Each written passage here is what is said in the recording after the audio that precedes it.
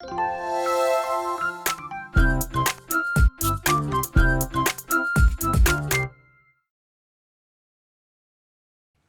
잠시 후 행복한 아침에서는 한 주 동안의 연예 소식 정리해드리는 연예 라이브 준비해놨고요. 네, 그리고 이제 스타들의 발자취를 따라가 보는 스타 주민도 이어집니다. 저희는 광고 보고 잠시 후에 돌아올게요.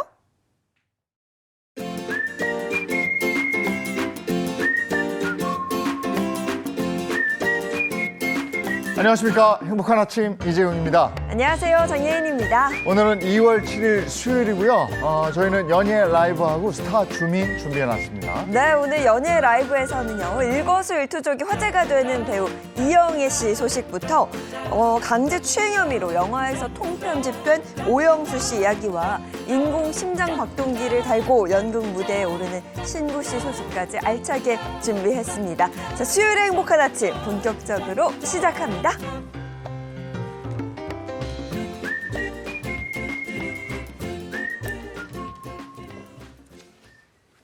네, 화제 이슈를 발빠르게 전해드리는 모닝 브리핑부터 시작하겠습니다. 김성환 시사평론가와 함께합니다. 어서 오세요. 네, 안녕하세요. 네, 첫 번째 이슈부터 전해주시죠. 네, 금은방에 반지 사러 가면 어떻게 하시나요?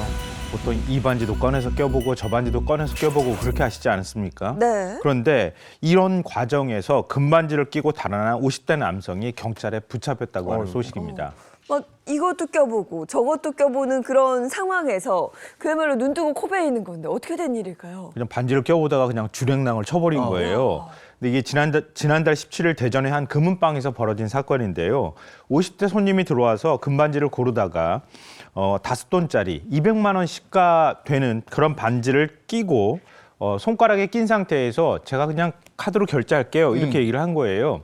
근데 주인 입장에선 카드로 결제한다면서 카드 내밀면서 손가락에 금반지 끼고 있으니까 별로 의심을 안 하잖아요. 네. 그래서 카드를 이렇게 결제기에다 결제를 하려고 했는데 정지된 카드로 나타난 거예요. 어머머. 보통 그런 경우에는 손님 또 입장을 생각해서 손님 이거 거래 정지가 된 카드입니다. 한도 초과입니다. 이렇게 얘기하잖아요. 네. 그 얘기를 듣고 어디론가 전화를 거는 척 하더니 그냥 문을 열고 확 달아나 버린 거예요. 그렇게 해서 도망갔는데요. 그런데 불과 40분 만에 경찰에 붙잡혔다고 합니다. 경찰이 뭐 어떤 기지를 발휘했습니까? 아니면은 그냥 뭐 바로 신속하게 출동해서 잡은 겁니까? 그러니까 그 두 가지가 다일 것 같은데요. 촉이 굉장히 좋았다고도 할 수 있고 굉장히 노련했다고도 할 수 있을 것 같아요. 보통 금은방에서 금을 훔친 사람들은 금을 팔기 위해서 그 지역에서는 안 팔잖아요. 못 팔잖아요. 네. 다른 지역으로 가는데 보통의 경우에는 서울로 와서 금을 판다 그래요. 그러니까 경찰들이 딱 생각할 때 제일 먼저 달아날 곳을 먼저 막아야 되겠다고 생각한 거예요. 그래서 대전역하고 대전 버스터미널에 경찰들을 바로 보낸 겁니다. 네. 보내서 버스터미널 CCTV를 계속 확인한 거죠. 범행의 인상착의는 금은방을 통해 가지고 확인할 수 있었잖아요. 그러니까 비슷한 옷을 입거나 인상착의가 비슷한 사람을 계속 CCTV를 들여다보면서 확인했는데 막 버스가 출발하려고 하는 버스 안쪽에 한 사람이 타고 있는 게 발견이 됐는데 그 사람이 뭔가 비슷한 거예요. 그래서 지금 화면에 보시는 것처럼 버스에 탑승해서 당신 잠깐만 와보시오. 이렇게 해가지고 붙잡을 수 있었다고 하는 바로 겁니다. 잡혔네.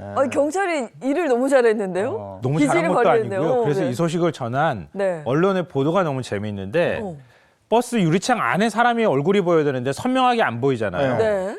근데 비슷해? 이렇게 잡은 거는 이건 타조눈이다. 타조눈 아니고서야 이거 볼 수가 없다. 이렇게 그런가요? 보도를 또 하기도 했더라고요. 네, 또 범행 동기는 그럼 밝혀졌나요? 사정은 조금 딱했던 것 같아요. 이 50대 남성은 주민등록이 말소된 상태였다고 하고요. 마땅히 살 곳이 없어서 24시 무인 세탁소 등을 전전하면서 생활을 해왔다고 합니다. 지난달에도 대전의 한 무인 과자점에서 과자를 훔치려고 했던 적도 있다고 합니다. 주민등록증이 말소됐다? 그럼 없는 사람 아니에요? 그렇죠. 못 잡는 원래는 있었는데 출생신고도 돼 있고 다 있었다가 어느 순간 주민등록이 말소된 거예요. 야. 이런 경우에는 다시 되살려주는 경우도 있기는 한데요. 예. 그러니까 말소가 되니까 우리 일반적으로는 주민등록상으로 공식적으로 없는 사람이 돼버린 거죠. 그럼 여기서 멀리 갔으면은 잡기가 애매할 그렇죠. 뻔했네요. 잡기 어려웠을 수도 있고요. 그렇구나. 예, 알겠습니다. 다음 이슈는요? 미국 보스턴 미술관이 소장하고 있던 고려시대 스님의 사리가 85년 만에 한국으로 돌아온다고 하는 소식입니다. 아시다시피 살인은 불교에서 참된 수행의 결과로 나타난다고 여기는 구슬 모양의 유고를 말하는데요. 이 불교계에서는 성물로 취급하고 있습니다. 그래서 불교계 입장에서도 굉장히 뜻깊은 일이 될 것 같습니다. 네, 고려시대 스님의 사리가 어떻게 미국의 그것도 보스턴 미술관에 소장이 되어 있던 걸까요? 보통 이렇게 해외로 반출되는 국외문화재들이 돌아올 때마다 나오는 소식인데요. 일제시대 때 도굴꾼들이 많았잖아요. 도굴꾼들이 도굴 해가지고 아니면 돈 훔쳐가지고 일본으로 반출을 시킨 거예요. 일본에 가 있는 걸 보스턴 미술관이 1939년에 취득을 했다고 합니다. 미술관이 1941년에 발간한 간행지를 보면요. 이 사리는 경기도 양주 회암사에 보관돼 있었던 것으로 추정이 됩니다. 그러면 사리는 언제 우리나라에 옵니까?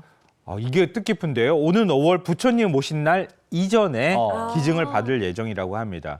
다만 사리는 지금 화면에 나오는 것처럼요. 사리구라고 하는 사리를 담은 함이 있잖아요. 근데 그 사리를 담고 있는 함이 굉장히 가치가 높아요. 이 유물의 가치가 고려시대 때 14세기에 만든 건데요. 고려시대 불교 문화의 정수라고 불릴 만큼 굉장히 아름답거든요.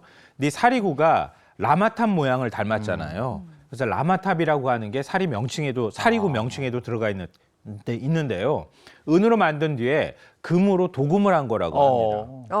근데 지금의 결과가 있기까지 꽤 오랜 시간이 걸렸다고요. 이 살이 존재가 확인이 돼서 불교계에서 반환을 받기 위해서 미술관 측하고 협상을 시작한 게 2009년이에요. 그러니까 굉장히 오래됐죠. 한 15년 정도 시간이 지났는데요.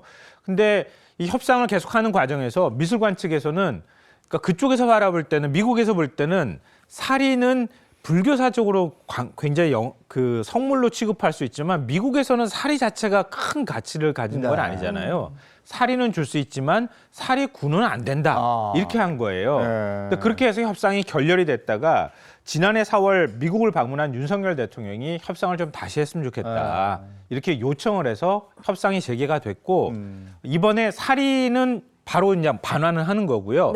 사리구는 영구 대여 형식으로 국내로 들어온다고 합니다. 사리구는 빌려오는 거군요. 그러니까 대여네. 형식상으로는 빌려오는 건데. 근데 이건 받을 수는 없는 거예요? 방법이 없습니까? 그건 안 주겠다고 하는 모양이에요. 왜냐하면 우리가 합법적인 방식으로 미술관에서 취득했는데 이걸 우리가 훔친 것도 아니라서 돌려줄 수 없다. 그리고 사리구가 굉장히 아름답고 문화적으로 역사적으로 가치가 있는 거잖아요. 그러니까 이거는 못 돌려주겠다라고 하는데 보통 이런 경우에는 영구 임대라고 말은 하는데 그렇다고 해서 영구 임대해 줬는데 당장 갖고 와 이렇게는 안 하거든요. 그러니까 소유자만 미국 미술관으로 돼 있는 거고 우리가 계속 가지고 있으면서 국민들이나 아니면 불교계에 공개를 할 수 있는 정도는 될 것 같아요. 일단은 다행이네요. 일단은요. 네. 일단은. 네. 자, 다음 미션 해주시죠. 혹시 충주의 3대 명물이 뭔지 아시나요? 3대 명물? 3대 명물. 제일 유명한 거. 호수. 그렇죠. 충주. 충주 사과. 네. 그다음에 유명한 게 뭔지는 아마 잘 모르실 거예요. 충주맨입니다. 이 너튜브를 통해서 충주시를 홍보하며 인기를 끌고 있는 충주맨 김선태 주무관이 연봉 1억 원을 주겠다는 대기업에 스카우트 제의를 뿌리쳤다는 사실이 알려져서 화제가 되고 있습니다. 연봉 1억 원. 이 제안을 거절한 특별한 이유가 있을 것 같은데요? 결정적인 이유는 정권을 받을 수 없었을 것 같기 때문이야. 전권을 받을 수 없다. 전권, 네. 김선태 주무관이 나흘 전 웹 예능에 출연해서 이 사실을 밝혔는데요. 김 주무관이 현재 연봉이 한 세전 5천만 원 정도 된다고 해요. 그런데 얼마 전 연봉의 2배를 주겠다는 제의를 거절한 적이 있다 이렇게 공개를 했습니다. 근데 김대희 씨가 이제 물었거든요. 이 4살과 6살 두 아들을 두고 있는 상황이고 그러니까 세 식구를 먹여 살려야 하는데 왜 유혹을 뿌리쳤느냐. 연봉의 2배까지 준다고 했는데 이렇게 얘기를 하니까 지금은 정권을 갖고 혼자 콘텐츠를 만들지만 민간 기업에 가면 정권을 받지 못하고 결제를 받아야 한다. 그러면 무조건 망한다. 이렇게 얘기를 했다고 합니다. 아니 공무원이 전권을 가지고 있다는 것도 이게 그렇죠. 사실 그것도 대단한 대단한 거예요. 일입니다. 그쵸. 맞습니다. 네. 충주 시장도 있을 거고 그 위에 줄줄 막 있을 텐데 전권을 줬다는 건 야, 그거 대단한데. 근데 그것도 충주 시장이 그래서 대단하다라는 글쎄. 평가도 같이 받고 있어요. 실제로도. 근데 이게 사실은 우리가 여기에 환호하는 것은 사실 B급 감성이거든요. 맞습니다. 그렇죠. 요걸 네. 딱 파고든 거잖아요. 그렇죠. 그러니까 본인 스스로가 그걸 잘한 거예요. 내가 만약에 누구의 결제를 받게 되면 그렇게 하지 마. 우리 기업의 이미지도 있는데 B급 감성 안주는 안 돼. 이렇게 얘기할 거 아니겠어요. 근데 본인은 지금 이 감성이 굉장히 소중한 거예요.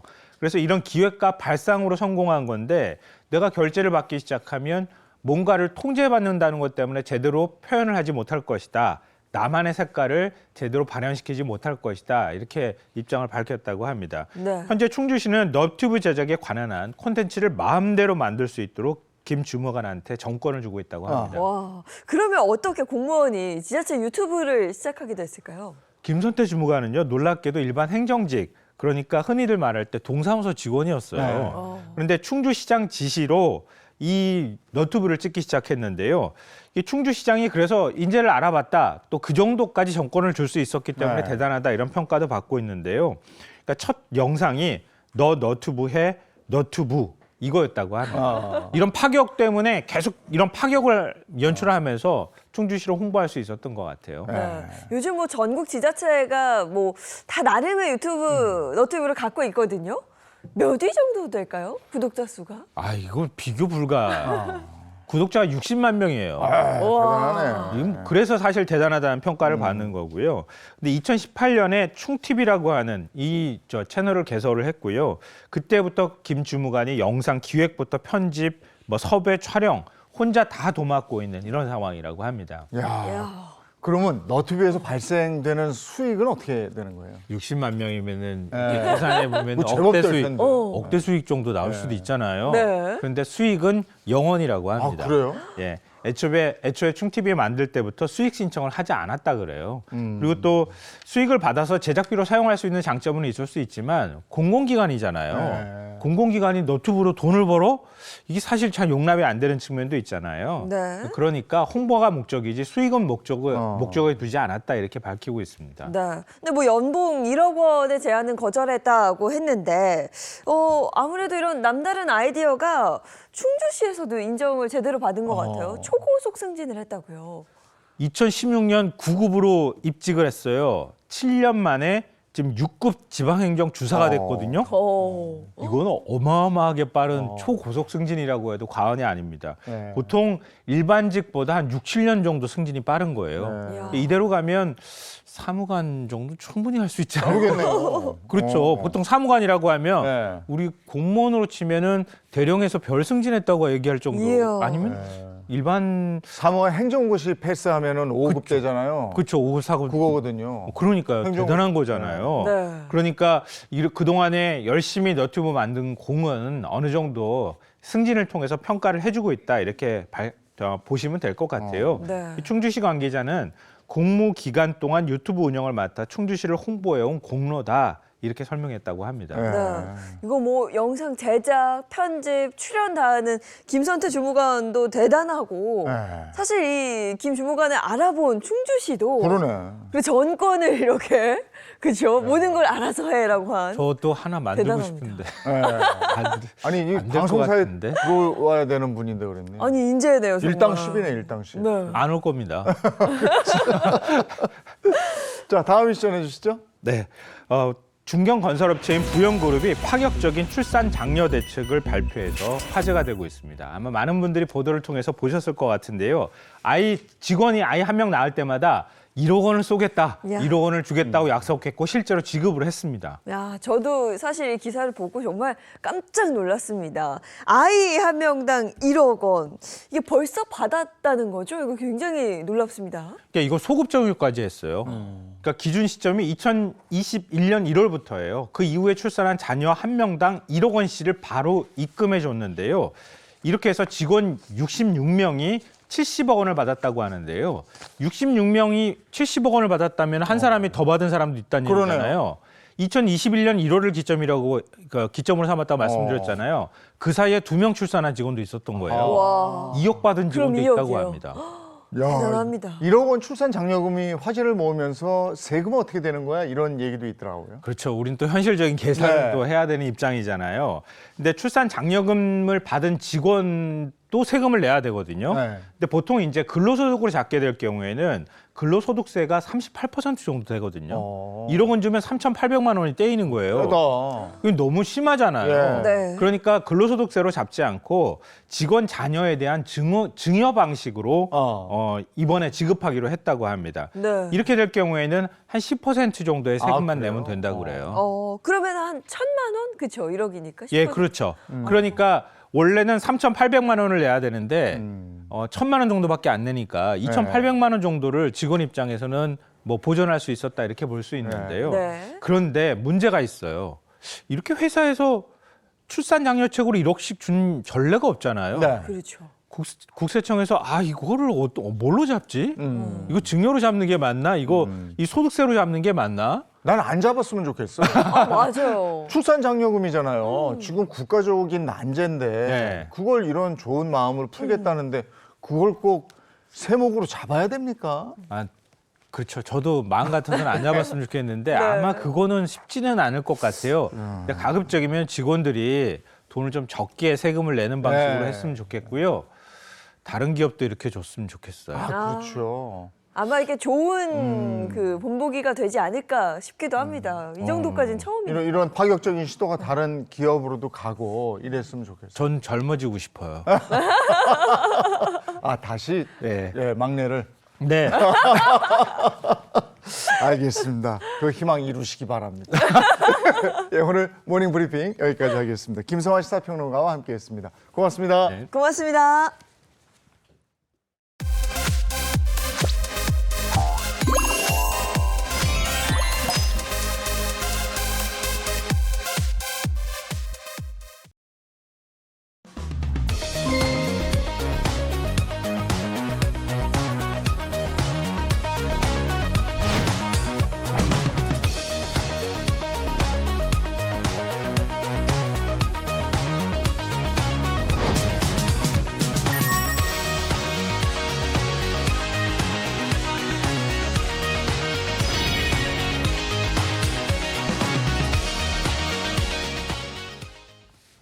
한 주간의 핫한 연예 소식 전해드리는 연예 라이브 시간입니다. 네, 오늘도 든든하게 수요일을 지켜줄 이 세 분 소개합니다. 인사 먼저 부탁드려요. 네, 안녕하세요. 행복한 아침에 행복 비타민 개그우먼 박은영입니다.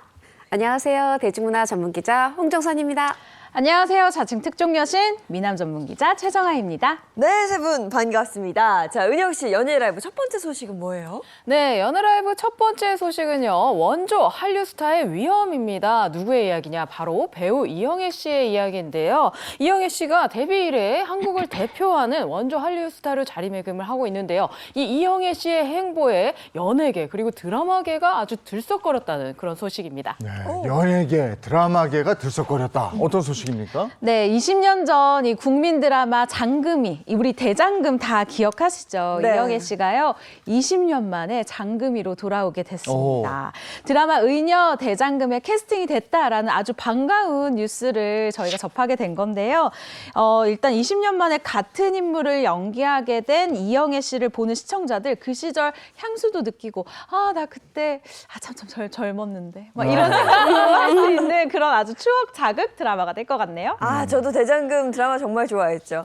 홍시 맛이 나서 홍시 맛이 난다고 한 건데 왜 홍시 맛이 기억나시죠? 네, 그런 기억 나죠. 네, 당시 정말 국민 드라마로 엄청난 인기였잖아요. 국민 드라마요. 사실 요즘 같으면 달성할 수 없는 시청률이 나왔어요. 평균 시청률이 46.3%, 최고 시청률은 57.8%.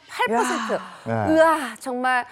아니 그럼 2명 중에 1명 이상이 지금 이 드라마를 다 보고 있었던 거잖아요. 이 엄청난 건데 이 같은 인기에 힘입어서 그해 2003년에 이영애 씨 MBC에서 연기 대상 받았었죠. 그리고 이게 뭐 중국이라든가 일본이라든가 중동이라든가 60여 개국에 수출이 됐는데 이집트 같은 경우 뭐 국영 TV 이렇게 채널이 몇 개 안 되게 제한되긴 했지만 뭐 이집트에서 거의 시청률이 90% 넘었다. 이런 보도도 그때 나왔는데 시청률만 높았던 게 아닙니다. 이 한국의 음식 전통 문화를 세계에 알리는 그런 정말 문화 외교관, 문화 대사 역할을 했고 그리고 또 그런 문화적 의미뿐 아니라 돈도 벌었습니다. 2014년 기준에 이 컨텐츠 수출 또 광고 수익만 380억 원. 그리고 이 컨텐츠로 인해서 어떤 생산되는 유발되는 2차 생산 효과가 1,119억 원. 이야, 뭐 다 얻었습니다. 그럼 이번에 이 드라마를 통해서 장성한 장금이의 모습을 보게 될 텐데 이영애 씨가 출연하는 드라마 의녀 대장금. 이거는 언제예요? 방송 시기가 언제예요? 네, 일단 첫 촬영 시기는 올해 10월입니다. 이 대장금의 20주년 정도를 맞춰서 시기를 맞춰 첫 촬영에 들어간다라고 하는데요. 그리고 방영 목표는 내년 초 정도라고 해요. 그런데 요즘 드라마 제작 시스템이 먼저 찍고 플랫폼을 후에 결정하는 경우도 굉장히 많거든요. 그래서 방송 플랫폼도 아직 알려지지는 않았고 구체적으로 우리가 내년 초에 방영을 했으면 좋겠다라는 희망 정도인데 일단 언제 볼 수 있을지는 구체적으로 정해지지는 않았습니다. 다만 가제인 이 의녀 대장금에서 알 수가 있듯이 의녀가 된 대장금, 이 의녀가 된 장금이의 모습을 볼 수 있지 않을까라는 생각이 듭니다. 그러면 이 가제인 의녀 대장금은 20년 전에 방영된 이 대장금의 후속작으로 보면 될까요? 엄밀히 말하면 후속작이 아니에요. 그래서 이게 어떻게 보면 또 같은 인물이 아니다 이렇게 볼 수도 있지만 또 어떻게 보면 이렇게 생각하시면 될 것 같아요. 대장금이라는 게 어떤 뭐 이영애 이런 것처럼 장예인 이런 것처럼 고유명사는 아니잖아요. 그냥 그 직업군인데 그 직업군의 대장금이 의녀가 됐다 해서 그 착상에서 온 거예요. 그래서 제작사가 얘기를 합니다. 뭐라고 얘기를 하냐면 이게 후속작으로 오해될 수도 있지만 전혀 상관이 없다. 뭐 드라마 내용, 설정, 캐릭터 어떠한 연관성도 없다. 뭐 예를 들면 시퀄 속편도 아니다. 뭐 아니면 뭐 프리퀄 그 사전 얘기냐? 이것도 아니다. 아무것도 아니고 관련이 없다. 오해하지 마시기를 당부드린다. 이렇게 얘기하고 있습니다. 이게 플러스가 될 수도 있고 마이너스가 될 수도 있을 것 같아요. 네. 그냥 대장금을 생각했던 분들은 그 다음을 생각하고 장금이가 커서 장성한 장금이를 본다 이건데 그게 또 아니라 그러니까 네.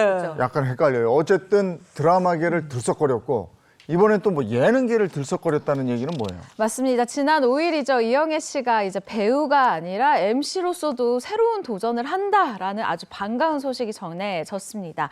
이영애의 토크쇼에 대한 이 소식 때문에 예능계가 그야말로 들썩였던 건데요.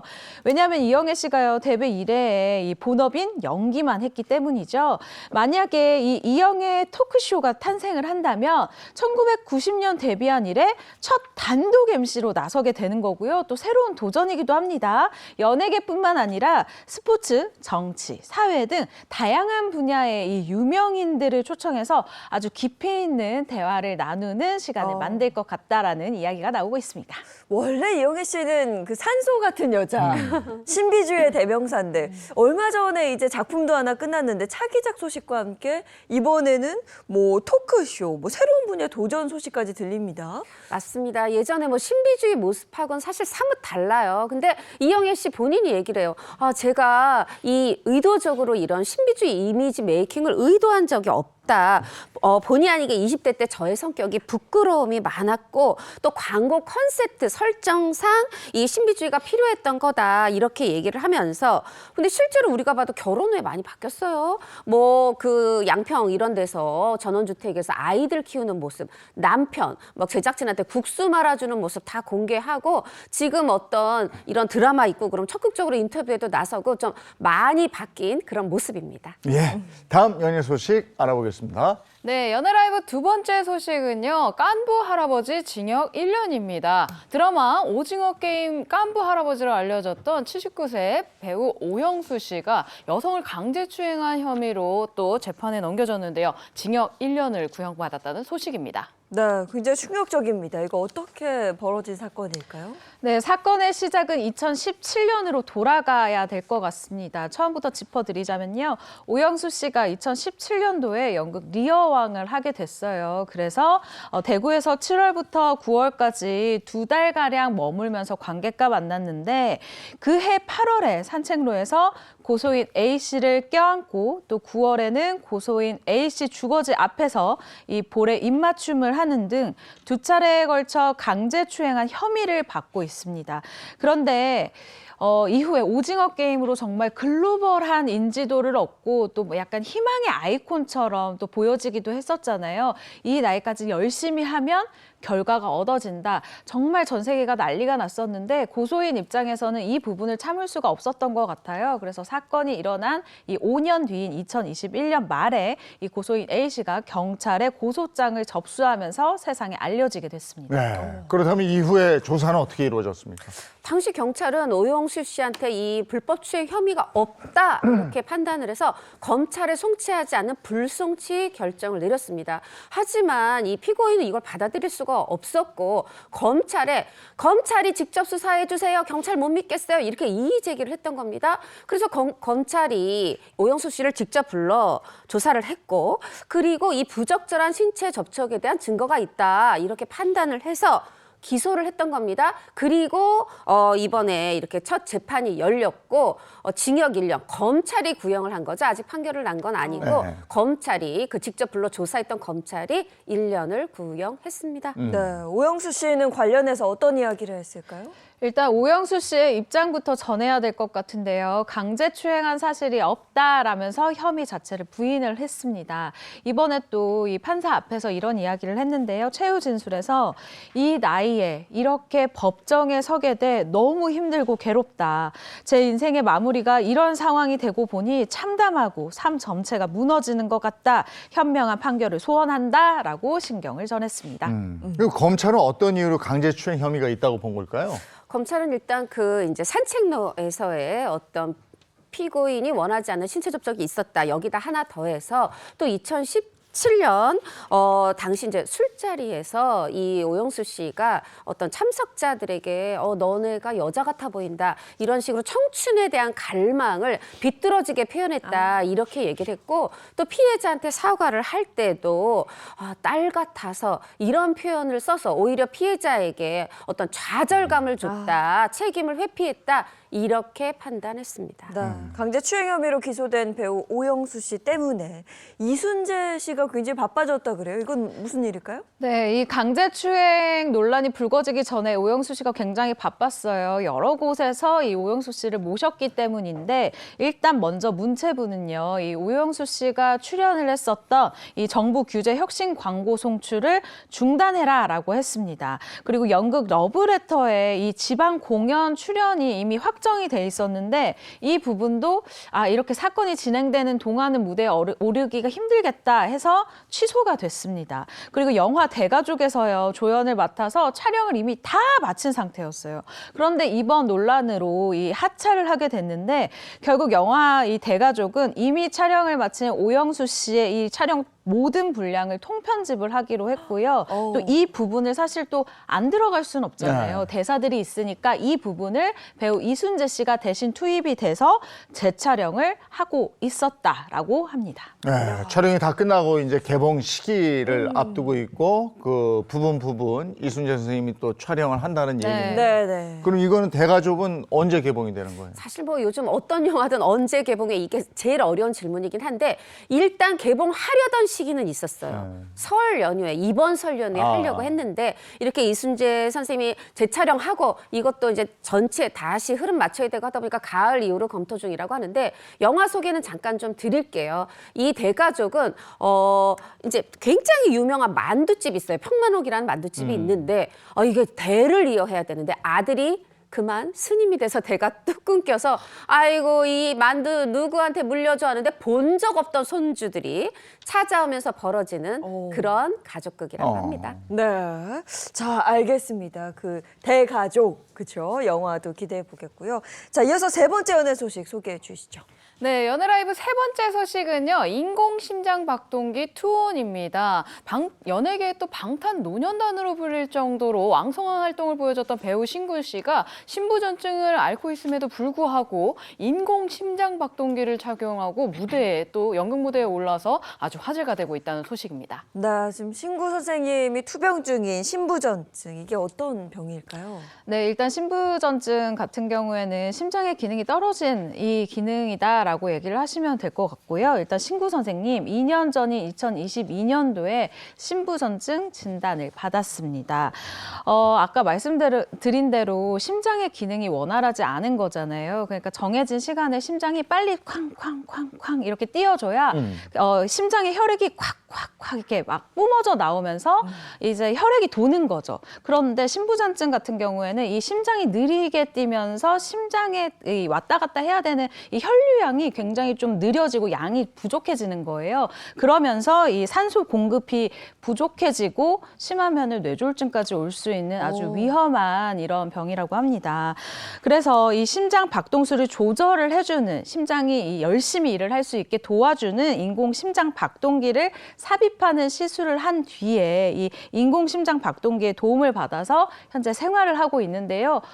여기에 무대까지 오르고 있다고 하니까 정말 존경스러운 부분이네요. 야, 신구 선생님 나이가 지금 88세인 걸로 알고 네. 있는데 와.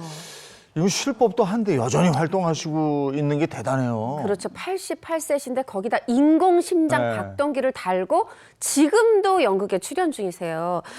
사실 이 신구 선생님이 이렇게 얘기를 하십니다. 내가 활동을 하지 않을 때보다 하는 게 내 건강에도 좋다. 정신 건강에도 좋다. 그래서 내가 활동을 한다. 실제로 내가 연극하고 나서 건강이 좋아졌다. 이렇게 말씀을 하세요. 근데 요번에 고도를 기다리며 출연하려고 하니까 사실 주변에 좀 반대가 있었다고 그래요.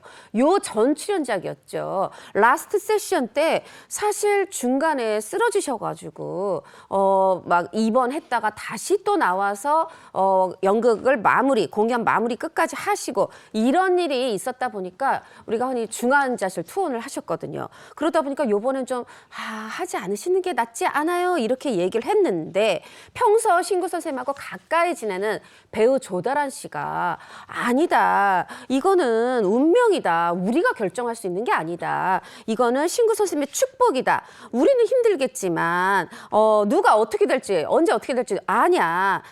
그냥 운명에 맡기자. 이렇게 유일하게 조다란 씨만 신구 선생님의 연극 출연에 대해서 지지를 보냈고 그래서 또 지금 이렇게 공연 중이시네요. 네, 신구 선생님 뭐 예전보다는 많이 야위신 것 같긴 하지만 그래도 이 건강의 원동력이 연극인 건 분명한 것 같습니다. 네, 이 신구 선생님이 신부전증이 오면서 이 체중이 7에서 8kg이 좀 많이 빠졌다고 해요. 사실 굉장히 많이 빠진 건데 과거 한 인터뷰에서 연극의 매력에 대해 이렇게 밝힌 바가 있습니다.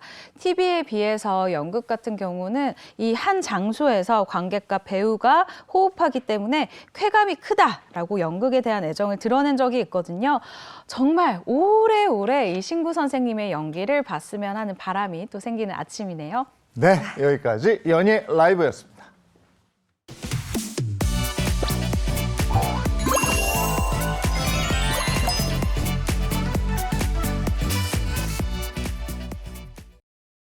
이번에 대한민국 대표 스타들이 걸어온 길을 되돌아보는 스타 주민 시간입니다. 네, 스타 주민 오늘도 기대됩니다. 주제는요? 네, 오늘의 스타 주민 주제는요. 조금 색다르게 두 장의 사진 힌트로 한번 준비를 해봤습니다. 먼저 사진부터 보여주시죠. 친한 사이 이런 건가? 맞습니다. 바로 이분들 확신의 고모상, 확신의 이모상 김수 씨, 송은이 씨입니다. 오늘 어떻게 주제가 좀 감이 잡히시나요? 뭔지 알 것 같아요. 왜냐면 이모상, 이제 고모상? 설이잖아요. 네. 그렇죠? 설을 앞두고 뭔가 이렇게 이모와 고모, 가족들 관련 스타 가족 이야기가 아닐까 싶은데. 역시 우리 예인 씨 아주 촉이 좋습니다. 맞습니다. 저희가 또 스타들, 가족들의 이야기를 한번 준비를 해봤는데요. 그렇다고 또 뻔한 가족들 이야기가 아니죠. 이 둘이 가족이었어? 싶을 정도로 굉장히 의외인 그런 스타들 이야기. 그리고 거기에다가 정말 핏줄은 아니지만 핏줄보다도 더 진한 가족 같은 사이를 유지하고 있는 그런 스타들. 거기에다가 이들은 누가 봐도 정말 닮았어. 이들은 가족이야 라고 하는 그런 붕어빵 스타들의 이야기도 한번 준비를 해봤습니다. 그래서 오늘 스타 주민 주제는요. 연예계의 이모 저모, 고모상. 네, 연예계 이모, 고모, 저모. 네, 이모, 저모, 고모 한번 준비를 해봤습니다. 저모는 모르겠고 이모, 고모 뭐 이게 많이 있습니까 연예계? 생각보다 많아요. 예를 들면은 그 연예계 일단 대표적인 이모가 누구냐면 이제는 고인이 되신 한백희 씨. 대한민국 최초의 연예계 매니저라고 불리는 한백희 씨, 김완선 씨 이모죠. 네, 그런 분이 계셨고 또 연예계 고모 하면은 가수 최진희 씨 고모가 생각나실 거예요. 우리 좀 나이가 있는 시청자분들은 배우 최선자 씨 약간 무속인 역할 많이 하셨던 최진희 씨 고모가 배우 최선자 씨고 또 우리 배우 조은서 씨의 고모가 바로 가인이어라 송가인 씨가 조은서 씨의 고모라고 합니다. 이게 가족 계보에서 고모, 이모를 가려내는 거구나. 갑자기 궁금해지네. 시작하죠. 네. 네, 한번 시작해 보도록 하겠습니다. 연예계 이모, 저모, 고모 첫 번째 스타입니다. 배우 조카를 둔 이모 최명길 씨입니다. 최명길 씨는 뭐 올해 44년 차가 된 배우고 가족 관계에 대해서 그동안 별로 알려지지 않은 것 같은데 최명길 씨 조카가 배우였어요? 누구지? 네, 최명길 씨를 이모라고 부르는 배우는 바로 2007년도에 데뷔한 배우 권율 씨였습니다. 권율 씨라고 하면요, 연기면 연기, 예능이면 예능, 그리고 인성까지 다 갖춘 아주 훌륭한 이 배우인데요.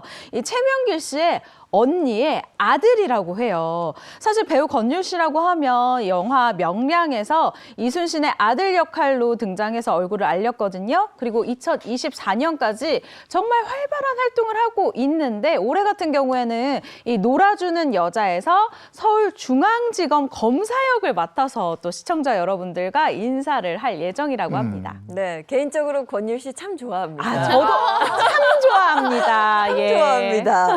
제가 듣기로 최명길 씨에게는 언니가 굉장히 많다고 들었거든요. 맞습니다. 일남 오녀의 넷째 딸이라고 합니다. 근데 그러면 밑에 동생 하나 있고 또 언니가 넷째 딸이니까 언니가 3명 있겠죠. 그 3명 있는데 그 중에서 바로 위에 언니, 셋째 언니가 거의 뭐 최명길 씨를 연예인 만들었다 이렇게 얘기를 해야 될 것 같아요.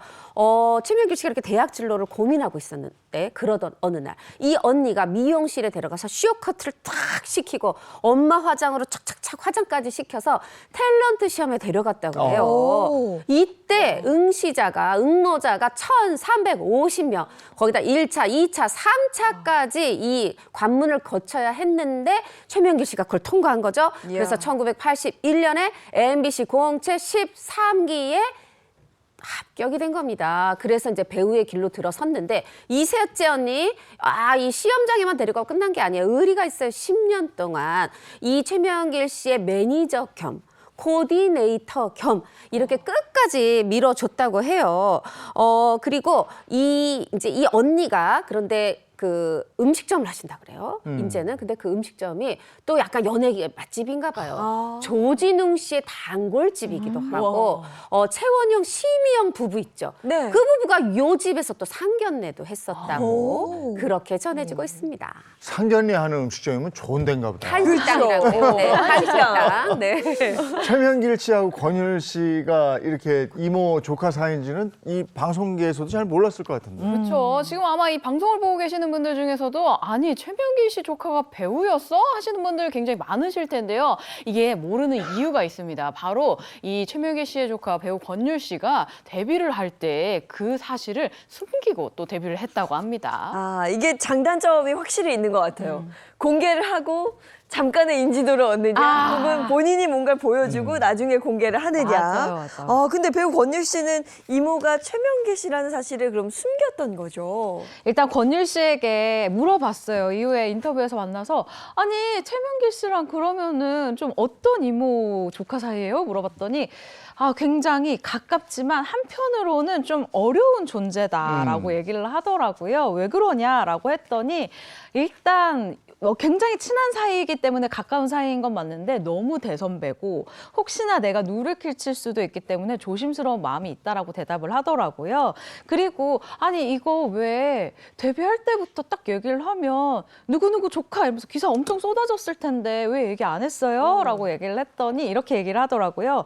아니 굳이 내가 이모랑 이모부가 누굽니다 라고 밝힐 필요가 없었다고 생각했고 아니 누가 물어보지도 않는데 내가 말하기도 좀 그랬다. 그리고 언젠가 알려줘야 한다면 지금보다는 내가 좀 더 잘 되고 좀 더 자리를 잡고 알려줬으면 좋겠다고 생각했는데 그런 면에서는 조금 아쉽고 섭섭하다라고 솔직한 마음을 밝혔습니다. 네. 권율 씨가 속도 깊네요. 그렇죠. 그렇죠. 이모 잘- 생각을 한 거예요. 잘생긴 사람들이 속까지 깊더라고요. 그러니까요. 정말. 근데 권율 씨가 왜 이렇게 말을 안 했는지 이렇게 이야기를 들으니까 확실히 좀 이해는 갑니다. 아니 근데 그 어떻게 밝혀진 거예요? 근데? 어떻게 밝혀졌는지 말씀드리기 전에 제가 아까 한 가지 정정을 해야 될 것 같아요. 어. 그 최명길 씨의 셋째 언니, 바로 위에 언니가 매니저를 해줬고 그분이 지금 한식당을 하는 게 아니라 권율 씨 어머니, 최명길 씨의 또 다른 언니 권율 씨 어머니가 한식당을 하는 거라는 말씀을 드리면서 어떻게 알려졌느냐. 네. 2007년에 데뷔했다고 최 기자가 얘기를 했잖아요. 2013년에 단독 보도가 하나 딱 나옵니다.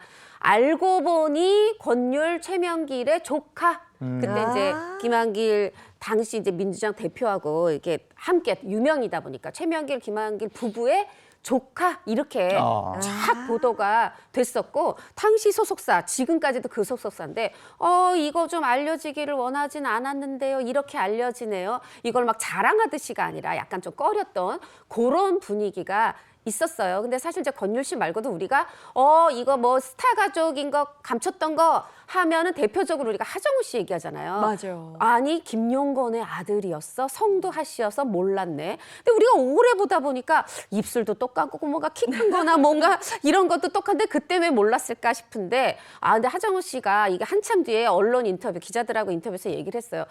아니 저를 너무 막 꽁꽁 숨겼던 사람을 이렇게 하고 막 이걸 개념 있는 배우 하시니까 좀 부끄러운 부분도 있다. 물론 언론에 이렇게 널리 알리진 않았지만 배우 시작할 때 아버님 친구들, 탤런트 분들 다 찾아가서 인사했대요. 저 김용건 아들입니다. 저 연기 시작합니다. 했는데 너무 감춘 이 얘기를 해서 본인이 민망하다는데 그래도 언론에 이렇게 적극적으로 권율 씨처럼 알리지 않은 거, 후광을 입지 않으려고 했던 그 부분은 뭐 권율 씨나 하정우 씨나 다 칭찬받아야죠. 네. 근데 권율 씨가 모르긴 몰라도 이모의 영향을 좀 받았을 것 같아요. 사실 집에 연예인 그리고 뭐 방송인이 있으면 영향을 안 받긴 좀 어려운 것 같아요. 권율 씨가 어릴 때요 이모인 최명길 씨가 출연하는 드라마를 굉장히 많이 봤다고 합니다. 자신의 어머니가 이제 그 드라마 모니터링을 이렇게 할 때 옆에서 함께 보고 연기에 대해서 이야기하고 캐릭터에 대해서도 이야기를 하면서 자라왔기 때문에 이 작품이라는 거 그리고 연기라는 게 굉장히 빨리 흡수가 됐었던 것 같은데요. 그렇기 때문에 이 고등학생 때 진로를 정할 때요. 굉장히 자연스럽게 나 배우를 한번 해볼까라고 하면서 생각을 했고 덕분에 연영과 진학까지 했어요. 그리고 집안의 반대 없이 배우 이 데뷔까지 이뤄지게 됐다고 합니다. 네. 그러면 지금은 배우가 됐고 작품 활동을 하고 있으니까 혹시 뭐 연기 조언이나 뭐 그런 얘기도 나눌까 궁금하네요. 궁금하시죠? 들어보시면 자 일단 이 권율 씨 어머니가 동생한테 최명길 씨한테 얘기하는 거죠. 어머 우리 유리 요번에 무슨 작품 캐스팅 됐어. 이 얘기를 들으면 최명길 씨가 권율 씨한테 축하해 잘해라. 딱 여기까지라고. 연기 조언은 금물. 전 이게 더 멋있는 것 같고. 맞아요. 네, 그렇지만 이제 또 가족이다 보니까 이렇게 마주치고 만나게 되잖아요. 그럴 때면 최민길 씨가 꼭 강조하는 게 있다고 합니다. 그래서 여기서 퀴즈 하나 나가도록 하겠습니다. 바로 최명길 씨가 조카 권율 씨를 만나서 강조하는 것은 무엇일까요? 자, 1번 출연료, 2번 상대 배우, 3번 예의범절, 4번 흥행 여부. 무엇일까요? 1번 출연료. 궁금하죠? 아니 네. 이모가 조카한테 그런 얘기 안 해. 아유. 근데 뭐 상대 배우가 누군지는 보고 출연해라 뭐 이런 얘기는 할 수도 있죠. 그렇죠. 그럴 수도 아니면 있죠. 사실 그냥 예의 범절. 인사 잘해라. 그렇죠. 인사 그럴 것 잘해. 같아요. 최고죠, 최고. 맞습니다. 사실 정답은 3번 예의 범절인데요. 권율 씨가 예전에 드라마 제작 발표회에서 이런 이야기를 한 적이 있습니다. 이모가 마주치면 예의 범절을 이야기를 하신다. 촬영장에서의 자세, 겸손한 마음을 가지고 모두에게 진심으로 대하라고 말씀을 하신다라며 연기하는 데 있어서 정말 가장 큰 그런 가르침 같다라면서 또 최명길 씨에 대한 아주 고마운 그런 마음을 드러냈습니다. 저게 제일 중요한 조언이죠. 아, 맞죠. 네, 사람 사이의 관계에 대한 얘기를 하는 거니까. 근데 두 분은 자주 만나나요? 두 사람이? 제가 앞서 두 사람 친하다고 했잖아요. 이 급번개 모임을 한다고 합니다. 최명길 씨가 자신의 SNS에 어느 날 이런 사진을 한 장 올렸는데요. 언젠가 가족 급번개 모임, 사랑하는 조카들 멋지고 최고다라면서 이 사진과 글을 올렸어요. 공개된 사진 지금 나오고 있는데 환하게 웃는 이모 최명길 씨 그리고 뒤에서 다정하게 안고 있는 이 조카 권율 씨의 모습이 눈에 띄었는데요. 이 모습에서 아 정말 사이가 좋구나라는 생각과 아 최명길 씨 저 자리가 나였으면 얼마나 좋았을까 이렇게 얼마나 좋았을까라는 생각이 듭니다. 아, 그 말을 참아 알겠습니다. 못했는데. 이렇게. 자, 다음 스타로 넘어가겠습니다. 네, 연예계 이모, 조모, 고모 두 번째 스타는요. 트로트계의 국민 이모로 등극한 가수 서지호 씨입니다. 네, 트로트계의 국민 이모 서지호 씨. 아니, 트로트계의 국민 엄마 이것도 아니고 국민 이모가 됐습니까? 네, 서지호 씨가 트로트계의 국민 이모로 불리는 이유가 있습니다. 바로 뭐랄까 국민 가수로 불리고 있는 우리 김희재 씨 덕분인데요. 이게 서지호 씨의 노래 돌리돌을요. 김희재 씨가 트로트 경연 프로그램에서 부르면서 이 인기가 정말 급상승하고 역주행을 하게 됐어요. 그러면서 김희재 씨가 서지호 씨에게 이모라고 부르는 이 모습이 화제가 되면서 자연스럽게 국민 이모라는 애칭으로 불리게 됐다고 합니다. 그럼 실제로 이모 조카 사이인 거예요? 저 그런 줄 알았는데 오. 그게 아니더라고요. 사실은 뭐 흔히 말하는 혈연으로 뭐 이렇게 서류상 이모 이런 건 아니고 그런데 이모 조카가 어머 이렇게 불려도 될 것 같아요. 왜냐하면 어렸을 때부터 일단 두 집이 왕래가 많았고 방학 되면 이 김희재 씨가 서지호 씨 댁에 가서 그냥 방학 때 살다시피 했다고 그렇게 얘기를 해요. 그리고 또 어느 정도냐면은 김희재 씨가 얘기합니다. 친이모보다 더 자주 만난다. 그리고 서지호 씨가 가족 여행을 갈 때면 꼭 나를 데려간다. 그래서 우리는 이모 조카 사이다. 이렇게 얘기하네요. 그런데 사실 뭐 수많은 호칭이 있었을 텐데 왜 이모라고 부르게 된 건지. 그렇죠. 왜 서지호 씨가 이모가 됐을까? 이 부분에 대해서 또 이야기를 하셨습니다. 이게 어렸을 때, 희재 씨가 어렸을 때 선생님이라고 불러야 되는데 이게 선생님이라고 부르기에는 또 거리가 있는 것 같고 뭔가 더 친근감 있는 표현이 없을까 생각을 하다가 그래, 이모라고 불러라 라고 되었고 그게 벌써 10년이나 됐다고 합니다. 아, 10년이면은 뭐 초등학생 때인가? 언제부터 이모 조카 사이가 된 거였죠? 이제 이 사람, 그러니까 두 사람이 친해진 거 김희재 씨가 초등학교 때인데 어떤 부산에서 한 행사가 있었던 거예요. 노래 잘하는 뭐 이런 노래 경연대회 같아요. 여기에 김희재 씨는 참가자로 갔고 여기에 서지호 씨가 초대 가수로 온 거예요. 어머 근데 이게 무슨 인연인가요? 김희재 씨가 서지호 씨 노래를 부른 거죠. 어머 내 노래를 부르네. 이러고 유심히 지켜봤고 끝나고 나서 물어본 거죠. 넌 뭐가 되고 싶으니? 그랬더니 저는 이모처럼 훌륭한 가수가 될 거예요. 이렇게 얘기를 했고 이 서지호 씨가 김희재 씨의 어떤 뭐 재능을 발견했을까요? 어떻게 했던 걸까요? 내가 너가 가수가 될 때까지 꼭 밀어줄게. 이렇게 돼가지고 시작된 인연이 어느새 10년이 훌쩍 넘는 그런 사이가 됐고 저는 음악이라는 트로트라는 그 공통점이 두 사람을 이어주는 혈연보다 진한 어떤 끈이지 않은가 싶습니다. 야, 10년 동안 그러면 너가 가수가 될 때까지 내가 도와줄게라는 말을 했다는 게 굉장히 와. 감동인데 김희재 씨는 서지호 씨의 찐팬이었다고요. 김희재 씨가 이 서지호 씨의 어느 정도 찐팬이었냐면요. 서지호 씨가 발매한 앨범의 모든 노래 가사를 다 외우고 있었대요. 제가 아이유를 좋아하긴 하지만 아이유의 모든 가사를 외우지는 못하거든요. 네. 그러니까 이 이야기는 사실 김희재 씨가 그 어떤 가수보다 서지호 씨의 노래를 가장 많이 듣고 듣고 서지호 씨 노래만 들었다라고 생각을 해도 이 과언이 아닐 정도로 많이 들었다라고 할 수 있는데 서지호 씨 역시 이렇게 얘기를 합니다. 팬들은 많지만 전곡을 다 외우는 게 너무 고마웠다라고 얘기를 했거든요. 근데 여기서 끝날 수 있는데 서지호 씨도 참 좋은 인성을 갖고 있었던 것 같아요. 이 찐팬인 초등학생 김희재 씨에게 서울 오면 내가 밥 사준다고 했는데 어머 얘가 진짜 온 거예요. 그래서 밥을 사줬다라고 이야기를 하더라고요. 아, 그래서 서지호 씨 노래로 가수의 꿈을 이루게 된 거잖아요. 네, 맞습니다. 이 서지호 씨를 보면서 가수의 꿈을 키웠던 김희재 씨가 2018년에 지방에 있는 한 가요제에서 서지호 씨의 노래 돌리도를 불렀는데 그때 상금을 500만 원을 받고 또 함께 대상의 기쁨을 누렸다고 합니다. 그런데 이 서지호 씨의 돌리도는 김희재 씨에게 이것만의 기쁨을 안겨준 게 아니에요. 또 있습니다. 바로 트로트 경연대회 예선에서 이 노래를 불렀는데요. 글쎄 심사위원들에게 만점을 받았다고 합니다. 네, 이뿐만이 아닙니다. 김희재 씨 덕분에 찐 이모인 서지호 씨도 제2의 전성기를 맞았다고요? 맞습니다. 이제 서지호 씨가 중간에 조금 부침이 있었는데 그래도 이 김희재를 가수로 이끌어주고 지도해줄 때까지는 분명히 이모가 더 덕을 준 거잖아요. 그런데 김희재 씨가 이렇게 경연에서 이모 노래를 부르면서 서지호 씨가 얘기해요. 어머, 내 이름이 포털 검색어, 실시간 검색어에 있어. 어머, 하루도 아니고 이틀 있어. 이게 무슨 일이야? 급 부상이 됐고 그 뒤에 다시 활동이 활발해지면서 이제는 행사 수가 2배가 늘어서 제2의 전성기를 조카 덕에 누리고 있다고 하네요. 네. 그런데 서지호 씨가 트로트 가수로 전향을 하지 않았다면 지금의 트로트 가수 김희재도 없었을 것이라고 하던데요. 맞습니다. 사실 이 서지호 씨가 트로트가 아니라 락 가수였는데 1991년 MBC 강변가요제에서 입상한 후에 실제로 93년에 정식으로 1집 앨범도 냈어요.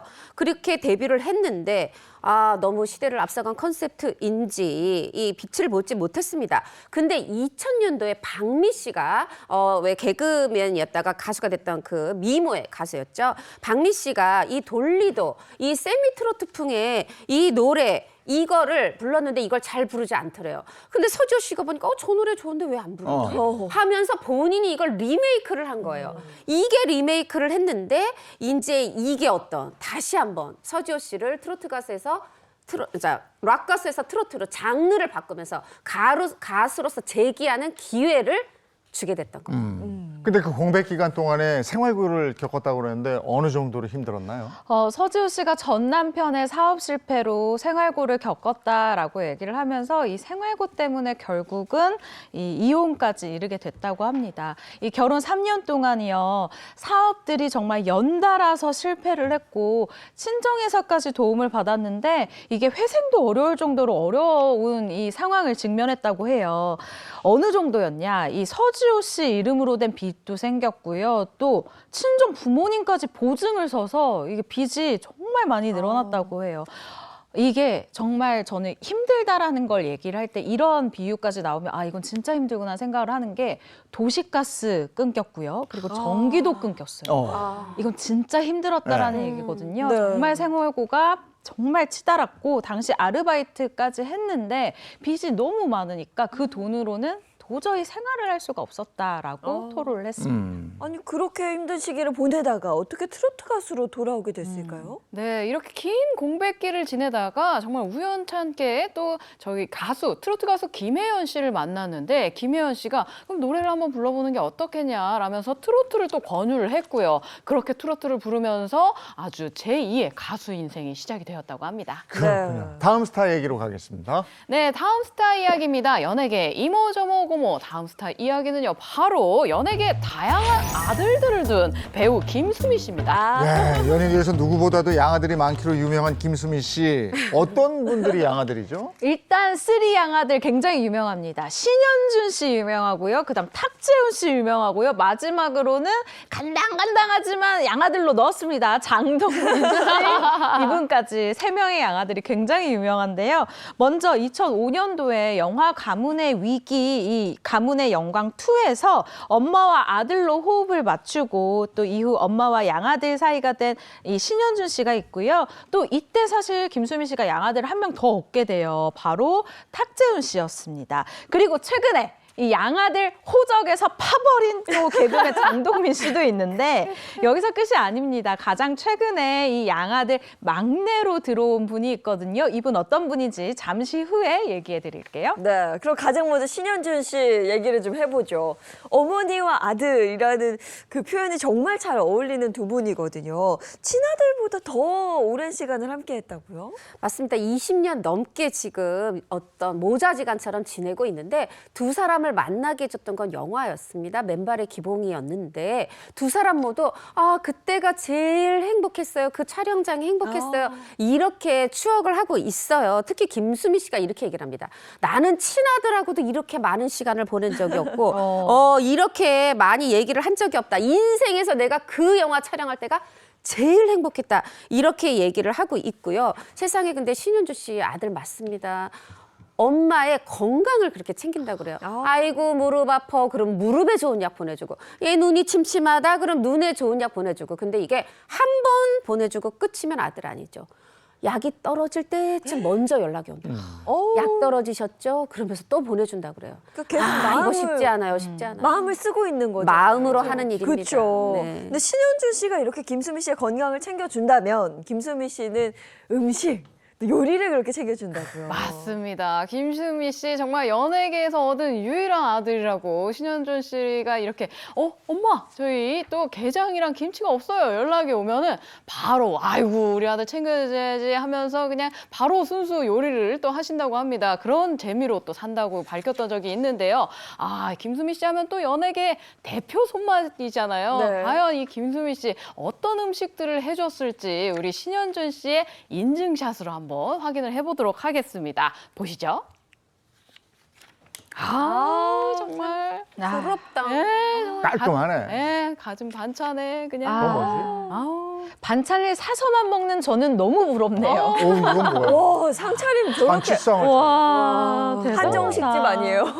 아니 신현준 씨가 정말 저는 똑똑하다고 생각을 하는 게 저도 사실은 이 사람들 불러서 요리하는 걸 굉장히 좋아하거든요. 가장 보람될 때가 언제냐? 이 사람들이 식탁에 모여서 막 사진을 찍을 때 그때가 가장 맞아요. 보람돼요. 이 맛에 음식하지 이 생각을 하거든요. 신현준 씨는 사진을 찍는 것에서 멈추는 게 아닙니다. 자신의 SNS에 인증샷을 올리면서 자랑까지 하니까 김수미 씨가 안 해줄 수가 없는 거예요. 그중에서 가장 눈에 띄는 거 아까 그 고풍스러운 식탁 보이셨죠?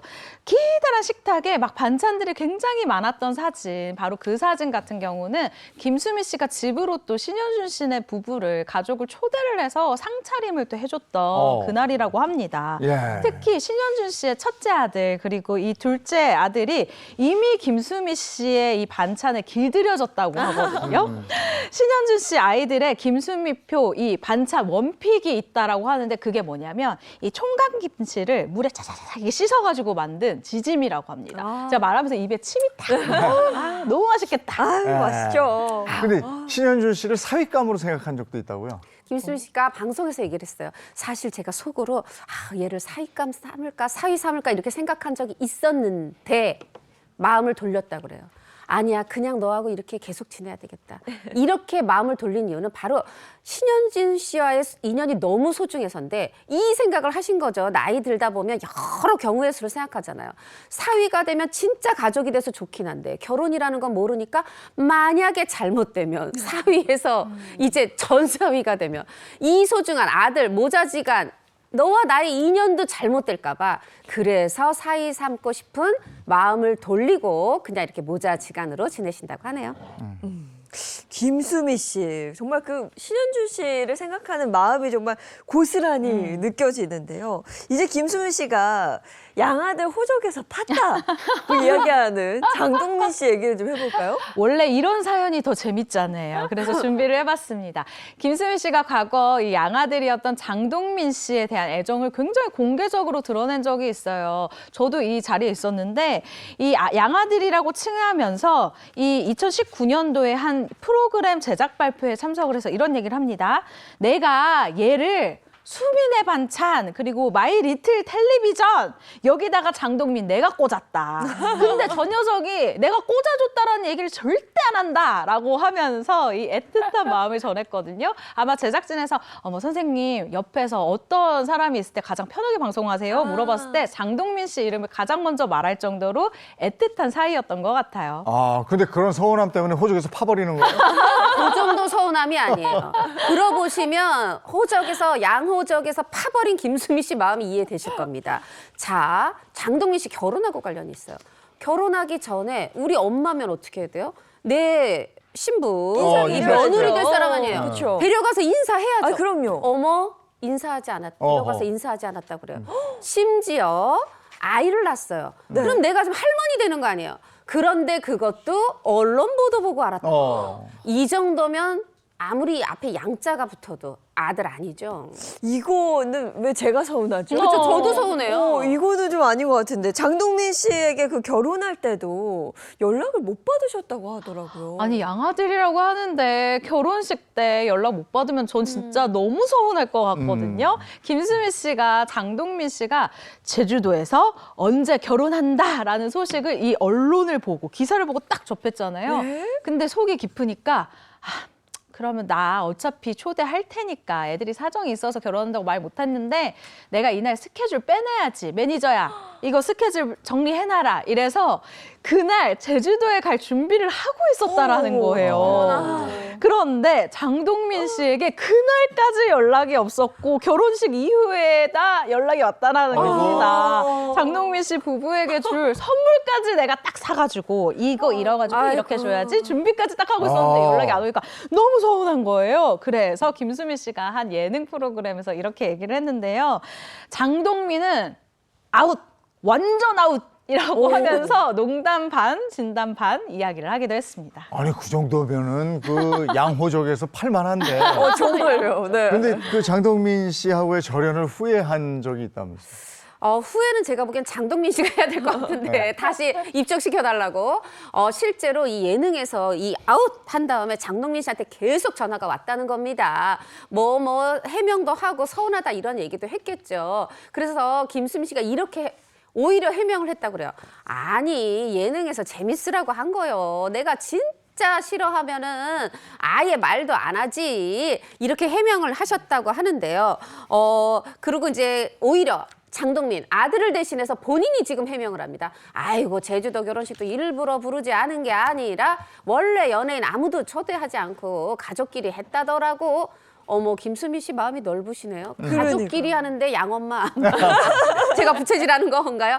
네 그렇게 김수미 씨가 마음 푸신 것 같아요. 네. 네. 김수미 씨는 뭐 사실 장동민 씨, 뭐 많은 양아들이 있는데 네. 이번에 새로 이제 추가된 영입된 양아들 누군지 너무 궁금해요. 요 신상 양아들이 있습니다. 요 신상 양아들이 누구냐? 바로 개그맨 윤정수 씨였는데요.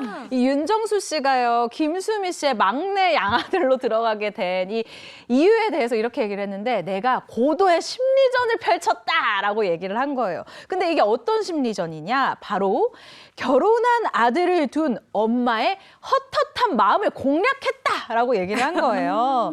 이 40년 넘게 있던 이 아들을 결혼시킨 지 5년도 안 된 김수미 씨였기 때문에 윤정수 씨의 요 헛헛한 마음 공략 이게 아주 제대로 통한 게 아닌가 싶습니다. 아, 그 윤정수 씨의 그 마음 공략 때문에 양아들로 삼은 거예요? 맞습니다. 이 장동민 씨 이거 좀 잘 들으세요. 다시 호적 들어가려고 하면 윤정수 씨가 사실 진짜 사람한테 잘하거든요. 어떻게 하느냐. 윤정수 씨가 이제 잘한 거에 대해서 아이고 이거 못 버텨. 진짜 아들 삼아야 돼. 김수미 씨가 얘기한 이유가 있어요. 일단 김수미 씨가 사는 동네로 이사를 왔습니다. 와. 이사 왔고요. 그리고 진짜 아들 같아요. 전화해서 엄마 밥 먹었어? 이러고 와서 같이 밥을 먹는데요. 나랑 같이 밥 먹어준다. 이거는 밥이 아까운 게 아니잖아요. 게다가 김수미 씨 남편이랑 앉아서 고수도 또 같이 지내요. 진짜 아들처럼 지내는 것 같아요. 그러면 그렇게 많은 양아들 중에 가장 좋아하는 양아들이 있을 것 같은데. 너무나도 궁금합니다. 김수미 씨의 그 수많은 양아들 중에서 가장 김수미 씨가 애정하는 양아들은 누구일까? 그래서 월드컵이 열렸는데요. 이게 무슨 얘기냐? 바로 2020년 한 방송에서 김수미 씨의 최아들 월드컵이 또 진행이 됐습니다. 근데 그 당시에 김수미 씨의 원픽 양아들 바로 신현준 씨였다고 하는데요. 근데 또 사람 마음이 바뀝니다. 2023년 또 9월이죠. 9월에 김수미 씨 최애 아들은 다름 아닌 정준하 씨였다고 합니다. 그러게 정준하 씨가 요게 이름에 지금 빠져 있었기 때문에 이제 등장을 한 거죠. 네. 그 양아들에 대한 사랑을 골고루 주려고 하는 거군요. 그러니까. 김수미 씨의 며느리가 배우 서유림 씨잖아요. 서유림 씨가 이 양아들 최애 선발 대회에 대해서 이렇게 얘기를 했는데 원래 이 1등 아들 자리가 시기별로 계속 로테이션이 된다. 지금은 정준하 씨지만 정준하 씨 안 웃기는 순간 그 자리 바로 탈락이다라고 얘기를 했거든요. 그리고 이 자주 바뀌는 애정도 순이지만 이 정말 부동의 1위가 있다고 합니다. 1위를 자꾸 뭐 다른 분들 얘기하지만 사실 요 속에는 진짜 1위가 있는 거예요. 그분이 누구냐? 바로 탁재훈 씨라고 이야기를 하네요. 안 웃기는 순간 순위가 바뀐다고 했잖아요. 탁재훈 씨 정말 재밌잖아요. 정말 재밌죠. 너무 웃기죠. 부동의 1위일만 한데요. 근데 그것만이 아니더라고요. 여기서 보면은 김수미 씨의 사랑꾼 면모를 또 볼 수 있는데, 아이고 우리 탁재훈, 재훈이 유머가 우리 남편 뺨쳐요. 우리 남편이 아주 유머 감각인데 그걸 똑 닮았어. 세상에 여기서 좀 남편을 끌어오십니다. 그리고 또 왜 사윗감으로까지 생각했다 그래요. 왜 그러냐면 김수미 씨가 얘기해요. 제 딸이 또 유머 감각이 있는데 그러니까 지훈이랑 아주 잘 맞을 것 같아요. 이렇게 얘기를 이거 진짜 사윗감까지 생각하면서 또 이 부동의 1위를 탁재훈 씨가 차지하고 있는데 사실 탁재훈 씨 예인 아나운서가 말씀하신 것처럼 정말 재밌잖아요. 맞아요. 방송 최고죠. 바깥에서나 안에서나 그 입담 최고니까 김수미 씨가 또 그래서 좋아하는 게 아닌가 싶네요. 네, 그렇군요. 다음 스타 이야기 들어보겠습니다. 네, 연예계 이모 저모 고모 네 번째 주인공은요. 붕어빵 조카를 둔 연예계 보기 드문 고모 가수 엄정화 씨입니다. 연예계 대표 고모죠. 엄정화 씨. 조카 바보로 알려져 있잖아요. 조카 바보죠. 정말 조카 바보인데 이 엄정화 씨가 일남 3녀 중에 셋째입니다. 근데 한 인터뷰에서 지난해 인터뷰에서 얘기를 했어요. 저한테 27, 29 난 조카가 있어요 하면서 조카 자랑을 했어요. 거의 이거는 지금 엄마가 자식 자랑하는 그런 마음인 거죠. 그래서 근데 오늘은 또 우리가 방송에서도 봤었죠. 고모로서 고모 임정아 씨 방송에서 보신 기억 나시죠?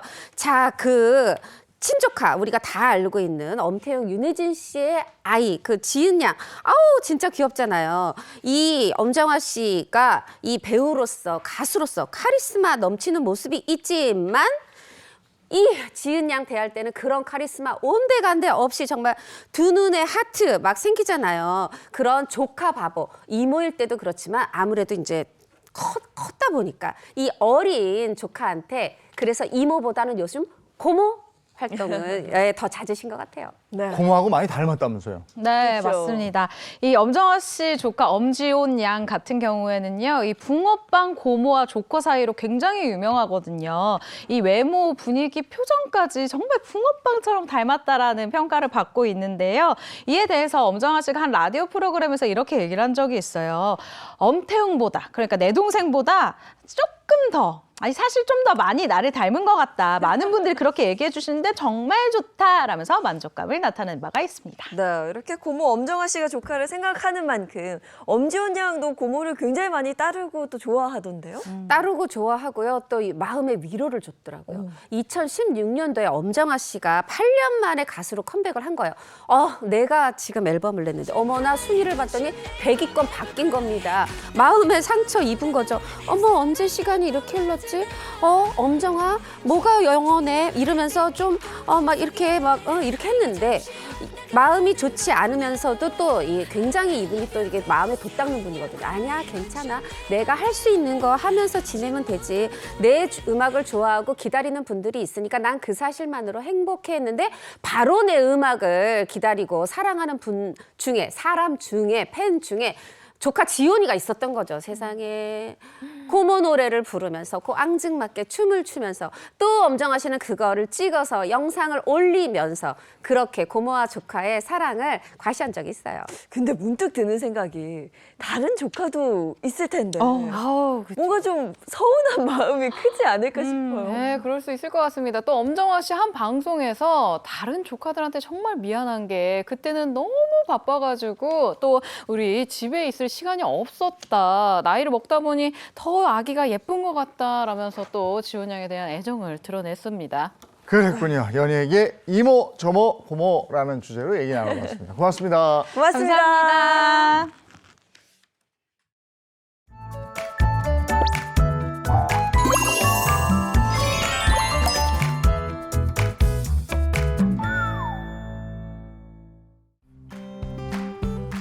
안녕하세요. 마지연입니다. 오늘까지는 하늘 표정이 어둡겠습니다. 강원 지역은 아침까지 눈이 조금 더 오겠고요. 곳곳으로 빗방울도 떨어지겠습니다. 강원 산간에는 짙은 안개가 끼는 곳이 있어서 시야 확보 잘 해주시기 바랍니다. 오늘 출근길에도 조심히 이동하셔야겠는데요. 내렸던 눈비가 영하의 기온에 얼어붙었습니다. 미끄럼 사고 유의해 주시고요. 보행자분들도 발밑 잘 살피고 이동하시기 바랍니다. 오늘 아침에는 대부분 영하권에서 출발했는데요. 아침 저녁으로는 따뜻하게 입으시는 게 좋겠고요. 자세한 한낮 기온 보시면 서울 4도, 전주 5도, 광주는 6도가 되겠습니다. 좀 잠잠해지나 싶더니 미세먼지가 다시 말썽입니다. 중서부 지역은 오전과 밤에 일시적으로 나쁨 수준 보이겠고요. 연휴 동안 먼지가 이어질 가능성도 있습니다. 호흡기 약하신 분들은 마스크 챙겨주시는 게 좋겠습니다. 당분간 평년과 비슷한 기온을 보이면서 추위 걱정 안 하셔도 되겠고요. 연휴 동안에도 대체로 맑은 날들이 이어지겠습니다. 귀성길과 귀경길에 날씨로 인한 어려움은 없을 걸로 보입니다. 지금까지 날씨였습니다. 아침에 나올 때는 쌀쌀했는데 오후에는 뭐 그렇게 춥지 않다고 그러죠. 네, 한낮에는 그래도 날이 살짝 풀리는데요. 아침, 저녁으로는 여전히 많이 춥습니다. 옷차림 따뜻하게 하시고요. 저희는 내일 아침 7시 30분에 다시 돌아올게요. 행복한 아침, 행복한 하루 되십시오. 고맙습니다. 고맙습니다.